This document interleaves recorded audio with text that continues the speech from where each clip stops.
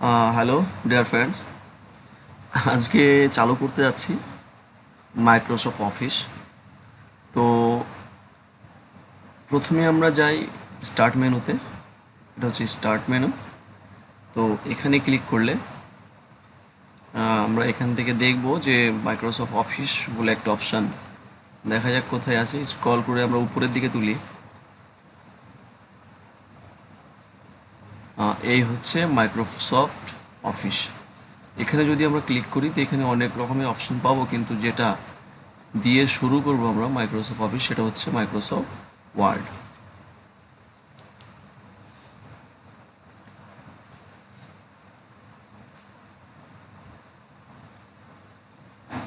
আজকে এই বিষয়টা খুব গুরুত্বপূর্ণ বিষয়।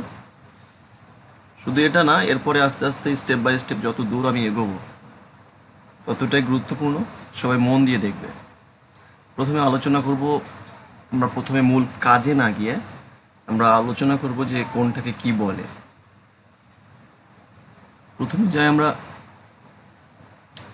এখানে, এটা যেটা আছে এখানে এই জায়গাটার নাম হচ্ছে অফিস বাটন। Office button. তারপরে এখানে যেগুলো আছে এটা হচ্ছে ট্যাব, যেটা দেখা যাচ্ছে এটা হচ্ছে ট্যাব।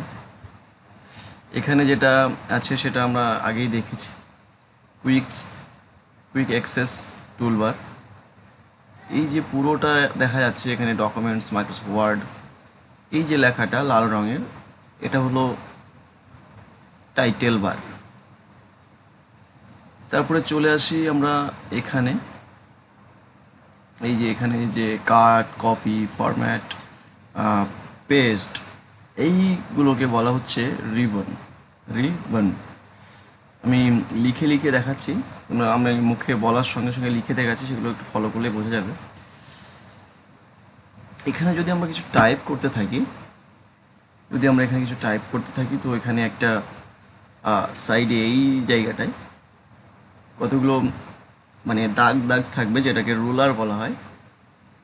আর এই যে পেজটাকে বলা হচ্ছে, এখানে যে পেজটা বলা হয় এই পেজটার নাম হচ্ছে ডকুমেন্টস এরিয়া। এটা হচ্ছে ডকুমেন্টস এরিয়া। এখানে আমরা মূল কাজ করি এই ডকুমেন্টস এরিয়াতে। এরপরে এখানে যে কতগুলো ABCD দেখা যাচ্ছে বিভিন্ন ডিজাইনের, এই পুরোটার নাম হলো গ্রুপ, টেক্সট গ্রুপ। এটা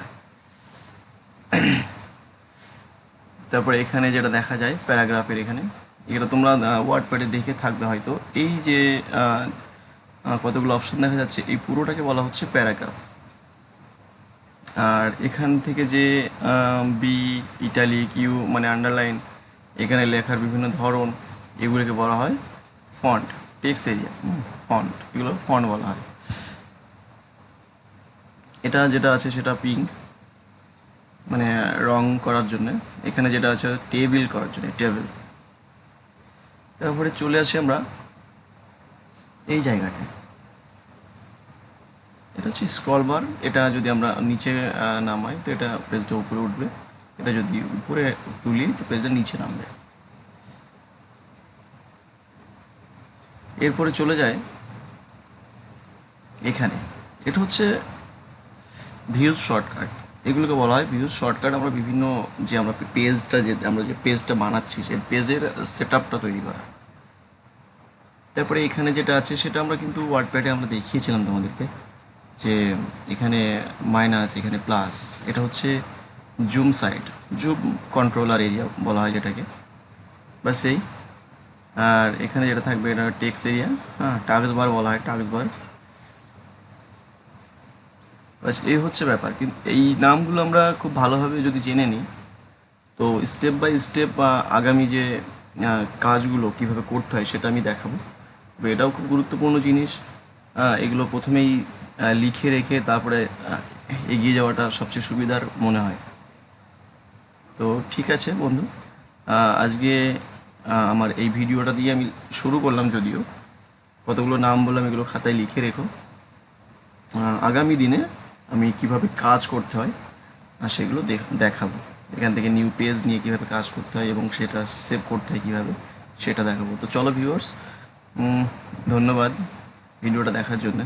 যদি ভিডিওটা ভালো লেগে থাকে, যদি কেউ শিখতে চাও, তো অবশ্যই চ্যানেলটা সাবস্ক্রাইব করে রাখবে এবং পাশে যে বেল আইকন থাকবে সেখানে ক্লিক করবে, যাতে করে আমার ফার্স্ট ভিডিওর নোটিফিকেশনটা আপনার কাছে পৌঁছায়।